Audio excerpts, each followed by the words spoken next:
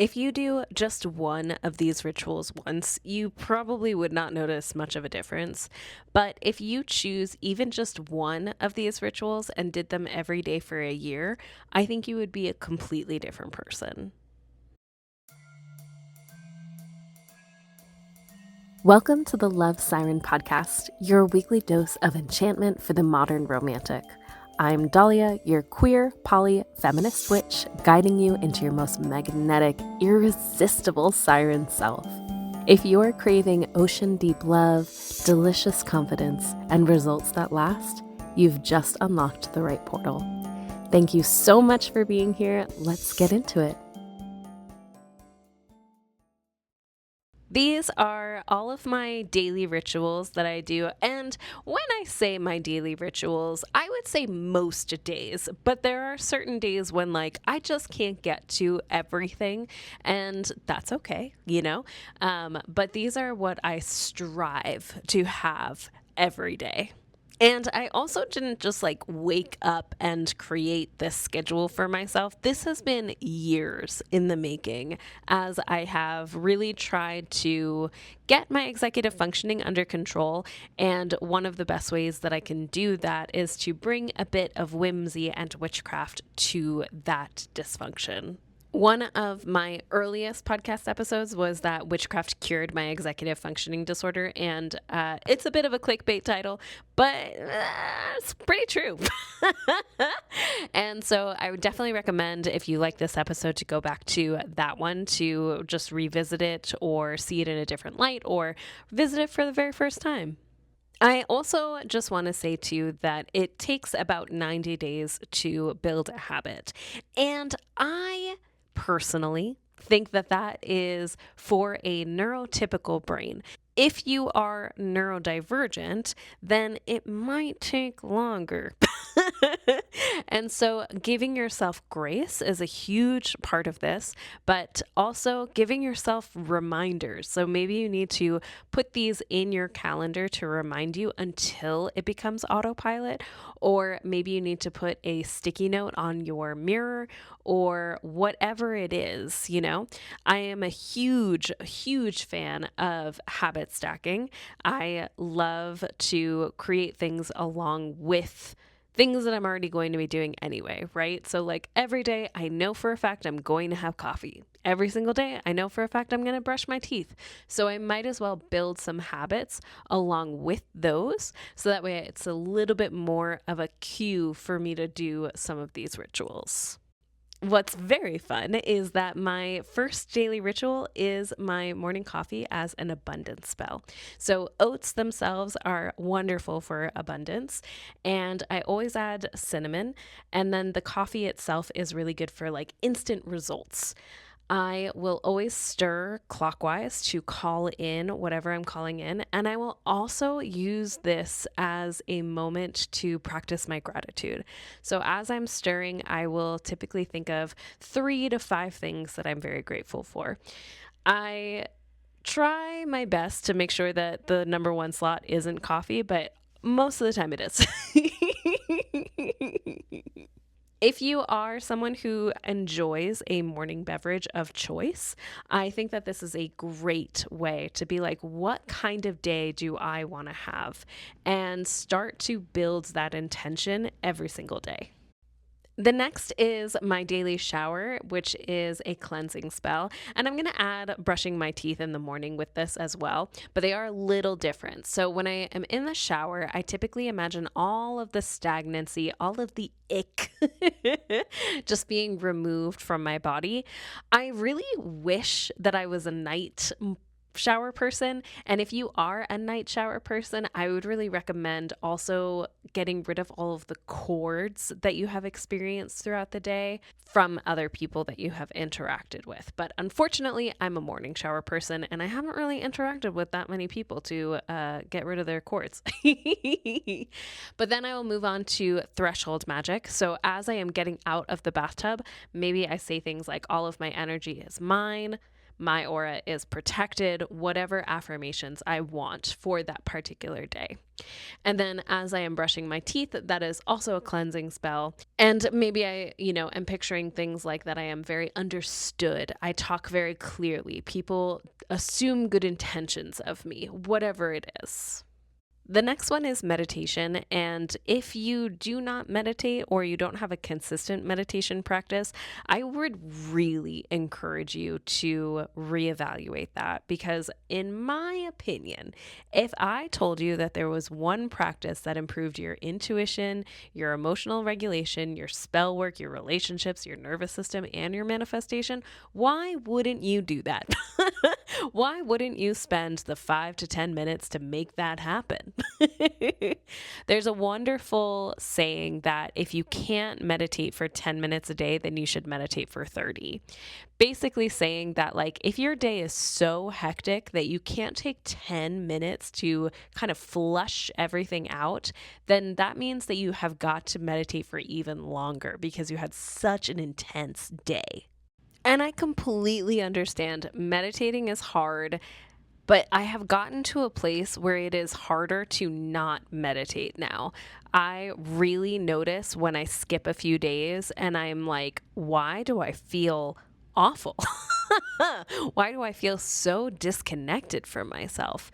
Because I think that a lot of times people can think of meditation as like, I have to empty my mind, I have to be completely blank.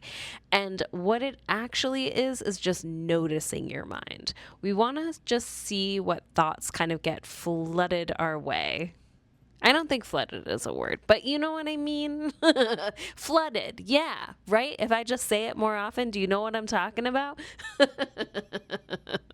Anyway. So when you go to a yoga class, they will always say, maybe your mind has wandered. Go ahead and just bring yourself back to your breath. And I think that practice is beautiful. I think that a practice is important. But if you are new to meditation, literally just set a timer for 10 minutes and just see what thoughts come up and just get curious. Don't give yourself any judgment. Don't feel like you're doing anything wrong.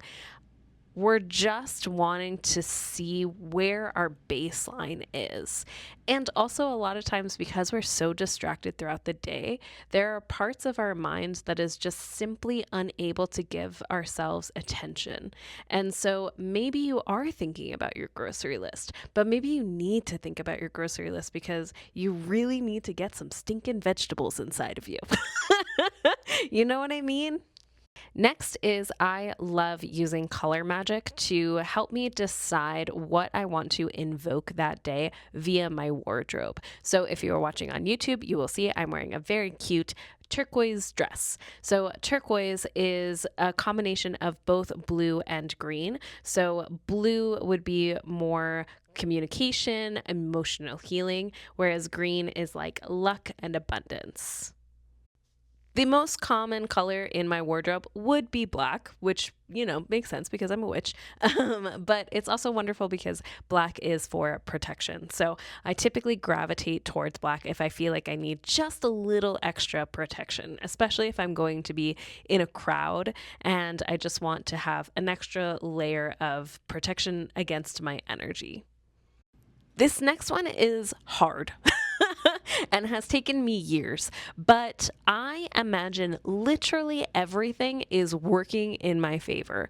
I imagine that any inconvenience is my spirit squad looking out for me. One example happened to me literally last night where I was pumping gas and it's 114 degrees outside in Vegas right now. And my gas was done pumping and I dropped my keys. And I was like, oh my God, why couldn't I have dropped my keys while I was still pumping gas? And so then I bent down and I grabbed them. I didn't grip hard enough and they dropped again. And I was like, ah. But instead of just being frustrated, I then imagined that maybe the pump was giving me just a few extra droplets of free gas, right? And immediately I'm like, well, abundance. And maybe that extra 20 seconds that it took me to pick up my keys meant that somebody didn't rear end me. Like, who knows? But I'm going to choose to imagine that everything is working for me because it's so much less exhausting. And continuing with things that are hard, I talk so kindly to myself. And this has taken me so long. And I understand that affirmations are not for everybody. However, I was somebody that I felt like I was lying to myself when I did my affirmations. And I have reached a place where I'm like, no, that's just true. And I don't know how to communicate to you that like you just have to do it and it works. You know what I mean?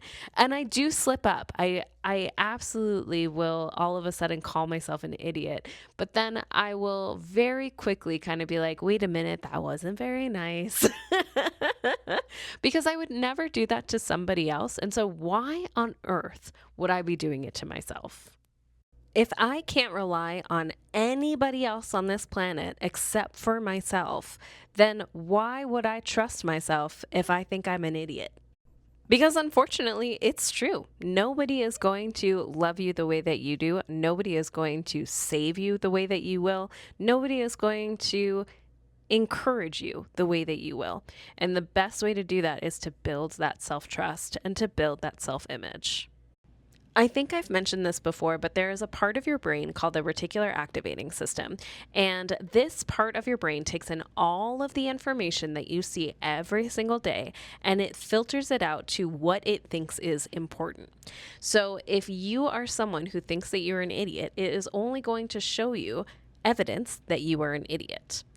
My favorite word is abundance. And I will say abundance literally at any moment. So whenever I am buying something and it's on sale, abundance. I got paid today, abundance. I made a sale for one of my subliminals, abundance.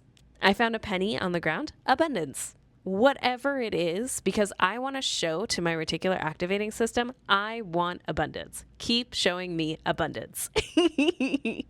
Additionally, I love being generous. And so maybe that abundance also includes treating somebody to coffee. Or I will take some of my spare change and I will put it in the parking lot for somebody to enjoy. Because I'm also trying to prove to myself that there's always more where that came from. And money will never interrupt how much I love being a generous person. I also love treating my credit card like a magic wand, and I am not advocating for you to go into credit card debt, but I do think that there is something that is really cool about having this piece of plastic be linked to the imaginary numbers in my bank account that have so much value in our society. And I think it's really easy to feel very frustrated with our bills, right? Like we have to pay rent, we have to pay groceries, we have to do all these things. But like, I love my apartment. I'm so grateful I get to live here. I love being able to buy my groceries. I love being able to buy little treats for myself. And I'm always just so grateful for the resources that I have because there was a time in my life when I did not get to have this. And so, of course, I'm going to be so happy that I have the resources now. Okay, next on my list is to romanticize the ordinary. So, for example, as I am putting on my moisturizer, it's not just regular moisturizer. This is a beauty potion that radiates my beauty to all that need to see it. And I really love to be able to bring in those whimsical elements into my daily routine. But this also includes like lighting candles that I might have in a previous life saved for years and years because I felt like there was never an occasion that was special enough to light them. Because the more beauty that you create in your world, the more your nervous system believes that life is beautiful. I also go throughout my day assuming that people like me, which you're listening to this podcast, and so you're probably like, of course people like you. But actually, I rub a lot of people the wrong way. I do, because they think that I should be in a specific box. They think that I should not be as whimsical as I am. They think that I shouldn't be as giggly as I am or as positive as I am.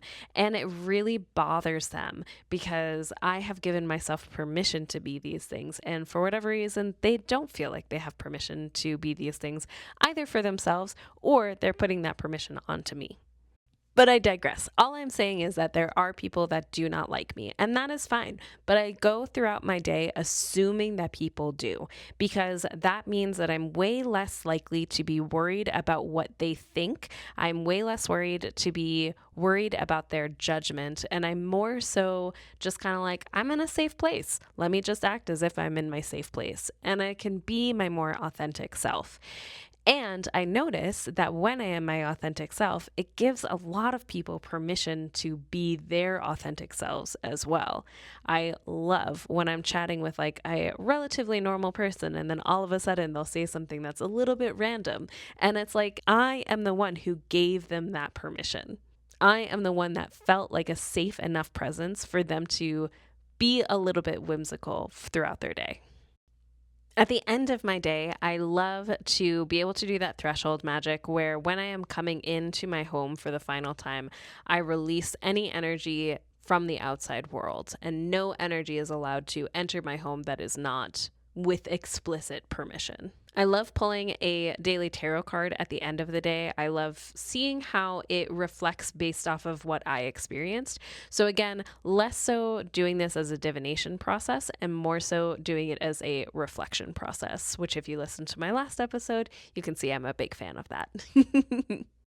I also would love to remind you that if you are listening to this podcast between August 7th and August 8th, I am doing a BOGO sale for my divination. I personally, in my practice, celebrate the Lionsgate portal. I think it is incredibly powerful, and I would love to read for you and a friend, or you and then you again in a few months. So you can find that link in the description below, and I'd love to see you there.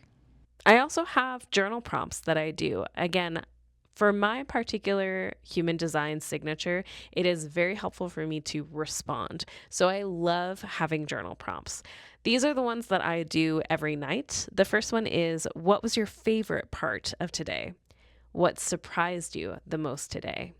What was the most pleasant part of today? What drained you the most today? What are you grateful for? What did you do really well? And I love being able to see this because then I can start identifying some patterns and see if there is something that maybe I need to cut out, or maybe I need to amplify something that is really bringing me a lot of joy and pleasure. I feel like maybe this episode is turning into my daily philosophies rather than my daily rituals, but here we are. The last thing on my list is that I do not earn rest. So if I am in a place where I am like, I have got to do the dishes, but I just cannot bring myself to do it, I will allow myself that rest before I do the dishes. Now, there is a very important caveat, which is I am not allowed to do anything other than sit. I'm not allowed to lie down because I will fall asleep. I'm not allowed to watch TV, use my phone, listen to music. I must just rest. And it is very quickly that I get bored and I'm like, all right, time to do dishes. But I will not allow myself to do the dishes and then earn my rest, because rest is our divine right. And I want to remind myself of that. And that brings me to something that's kind of exciting and a little scary, which is I'm going to take a small summer vacation from this podcast. Initially, I was really hoping to do a weekly episode for 6 months, but in my personal life, I'm really excited. My partner is moving in, and I think that we are just going to have some really nice honeymoon time. and rearranging my apartment time. And so I'm going to just hit the pause button, but I will be back in September. And I'm really so happy and so pleased with myself because I think, again, in a previous world, there's no way I would have let myself do this. I would have been like, well, I made a commitment that was completely arbitrary and nobody knew about it except for me. So I'm going to just keep doing it. But it feels really radical to say, it's okay that I changed that, actually. I feel like I have done really great work. I feel like I have done really interesting episodes so far, and I know that I'm going to do more. I absolutely cannot wait to come back and see you in the fall. And until then, you can find all my links in the description below. I would love to read for you this summer. And in the meantime, I love you. Bye.